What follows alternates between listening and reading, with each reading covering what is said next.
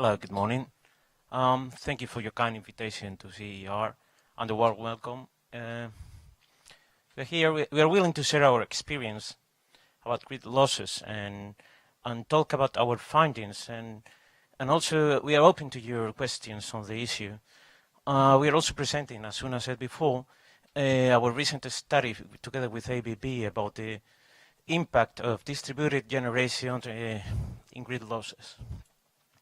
I'm Yago Ramos, Head of Regulation for Viesgo, and together with me today we have Alejandra Lopez. She's the head of our grid operations, so she really knows how to operate a grid with losses.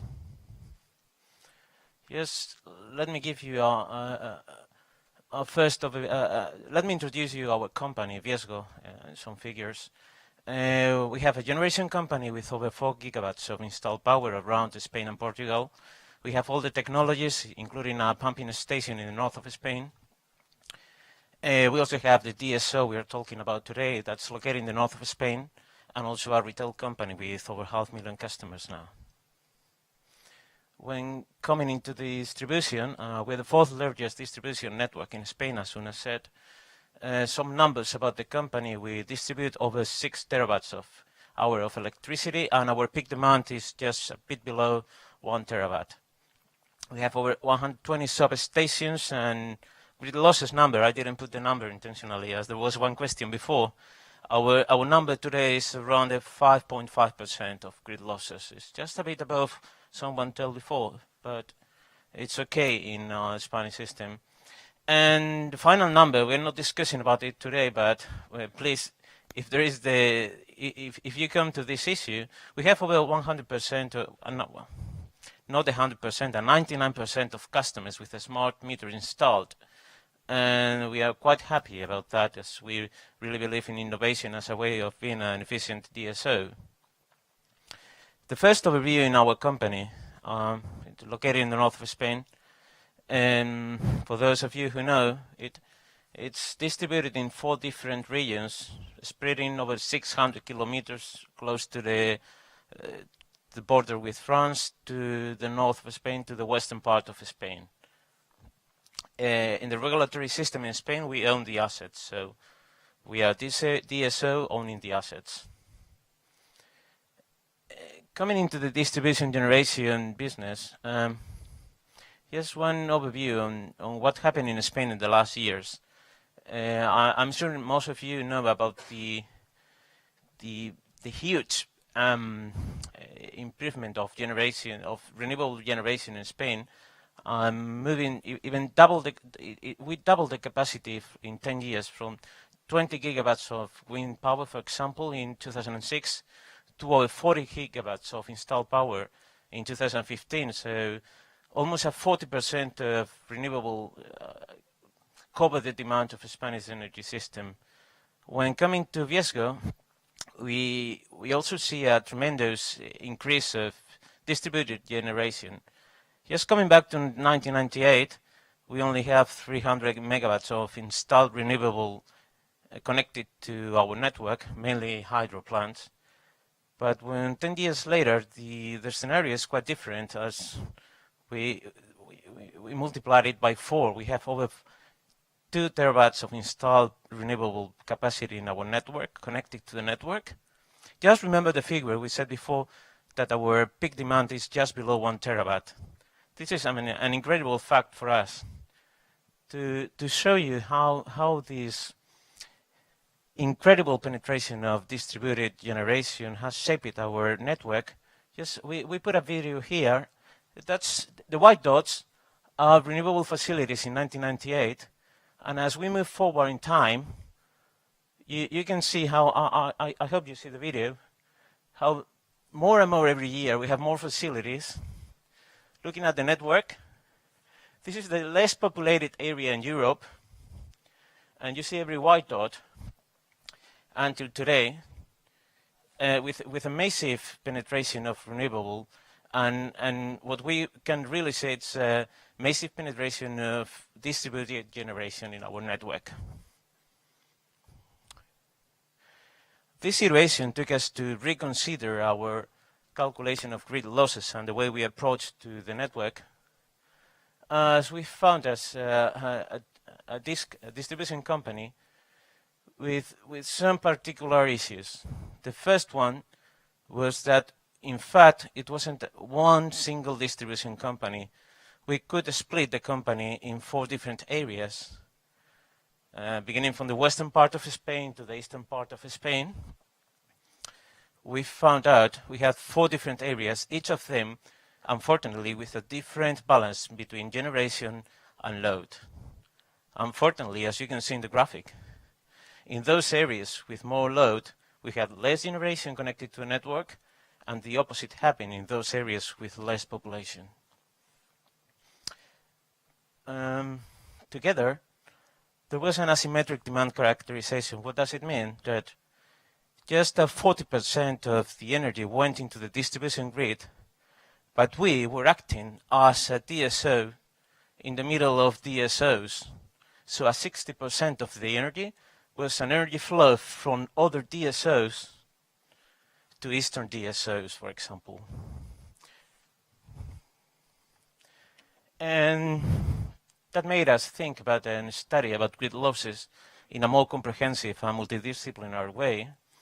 So Alejandra will show you the results of the study with ABB, as we realized we needed to confirm if our initial findings were true, to show if the level of renewable integration in the grid, we've been doubled the average in Spain with 454%, or 254% of integration ratio.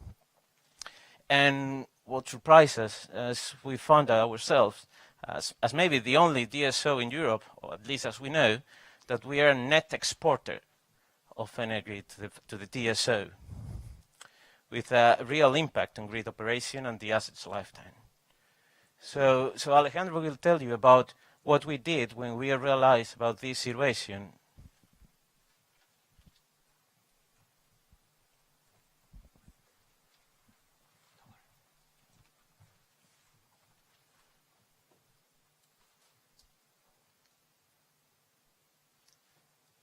With this data Yago said before, we need to have a deep study to confirm the suspects we had about where the losses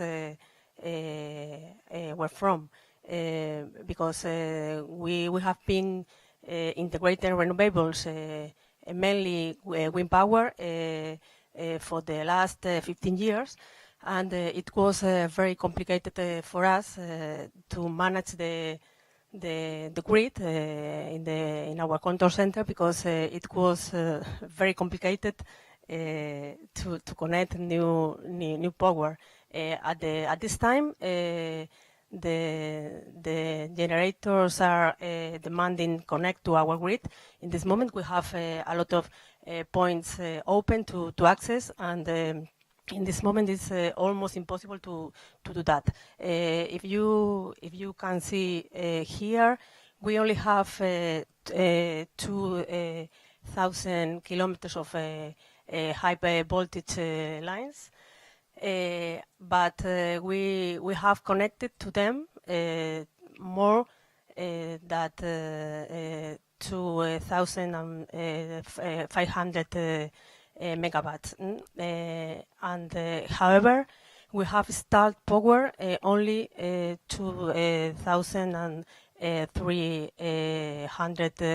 megawatts. In this small grid, we have 6 points, 6 borders with the transmission grid, and 3 of them are exclusively to connect wind power. In this study, we have realized the several voltage levels we have. We have 5 of them, and the wind power are connected only to the 132 kilovolts. The borders considered in the study are 26. That they are the borders with the transmission system, with other distributors, and with the generators in the different substations. They are connected. We suppose every loss is allocated in the Viesgo losses, but we are not considering the losses in the medium to low voltage points in the secondary substations. We have tried to recreate a real cases that are managing in the operation every day, and we have 16 cases with different mixes of generation. However, the main power connected to our grid is the wind. The simulations has in count too the 4 different areas that my colleague said before. The first one is where the main energy from generation is connected, and is where the consumption is not existing, because they are mainly rural areas.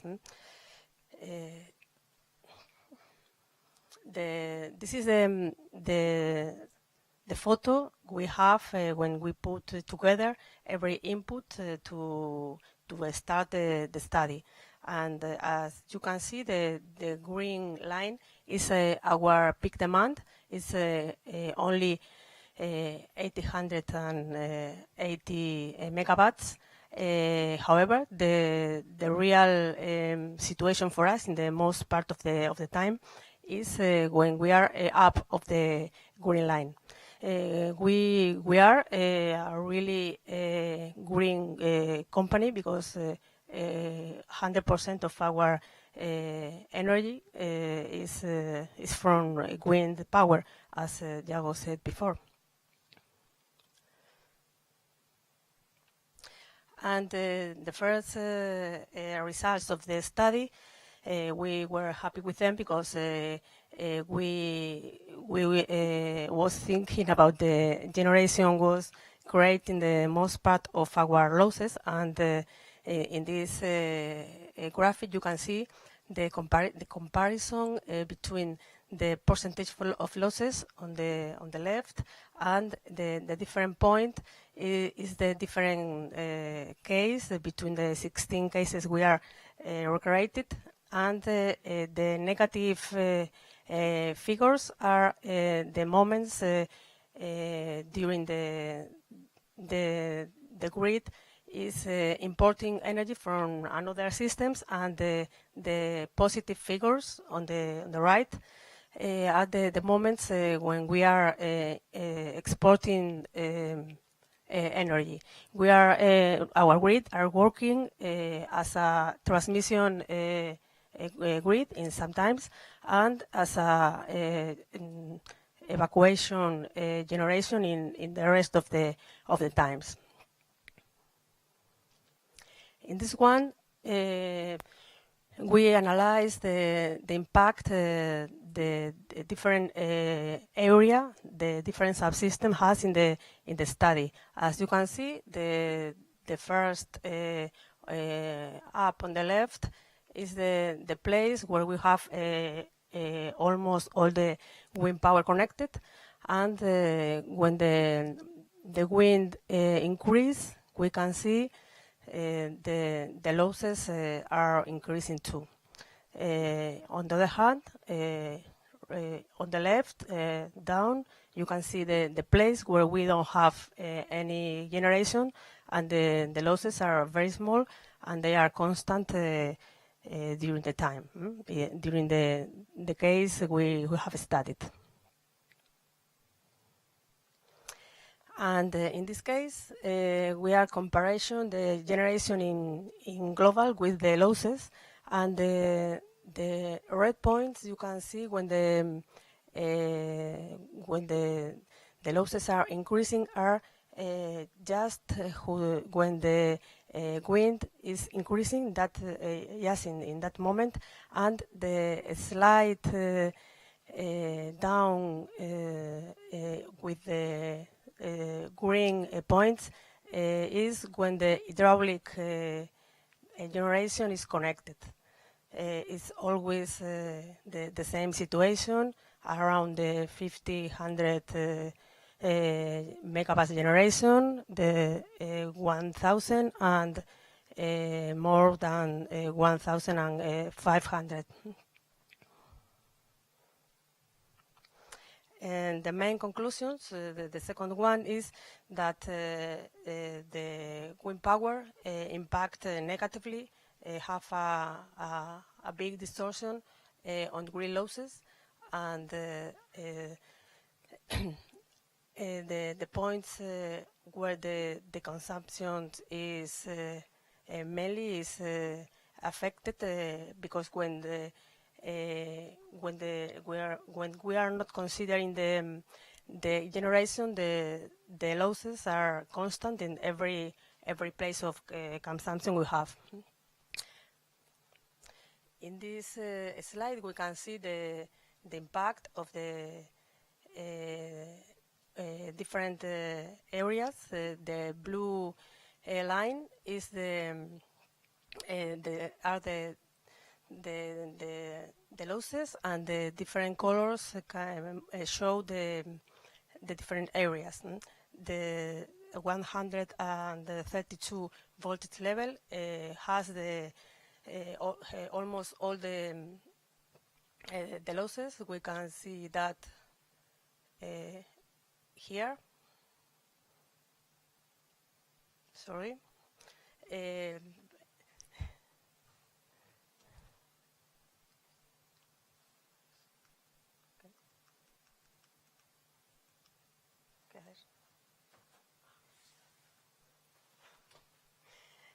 This is the difference between the losses in the different subsystems. The last slide that Yago doesn't like very much is the same case, but with the for different levels of voltage.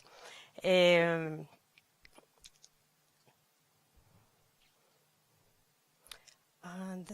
here is the proposal of our regulation department. So, grid losses calculation is a complex process. Someone even said before that you don't even know losses until a few months later.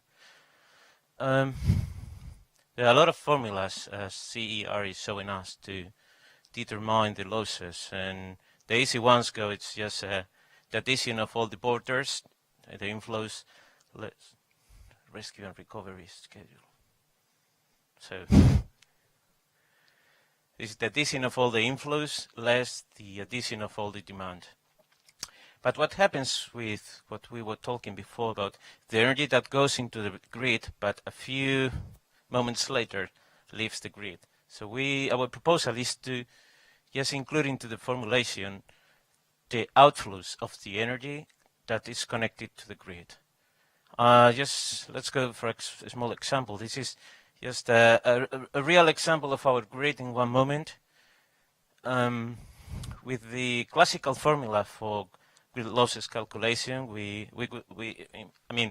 in a high peak generation snapshot, we would find around 8% of losses, which of course you all agree is not acceptable in a DSO.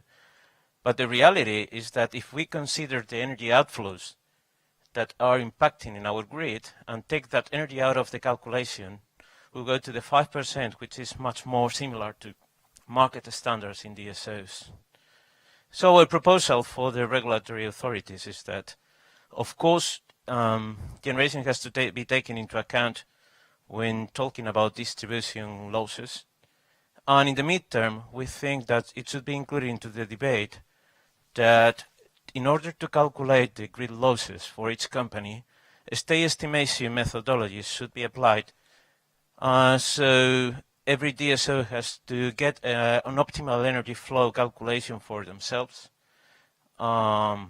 in order to avoid the effect of renewable. We couldn't leave this discussion without some challenges that Alejandra and me would like to present. Of course, this scenario is here to stay.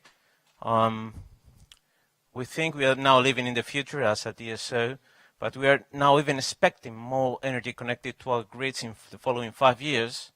So please invite us to talk about this issue in 4 years, because we expect to double the penetration of renewable in our grid, and we don't know how much it's going to affect our losses.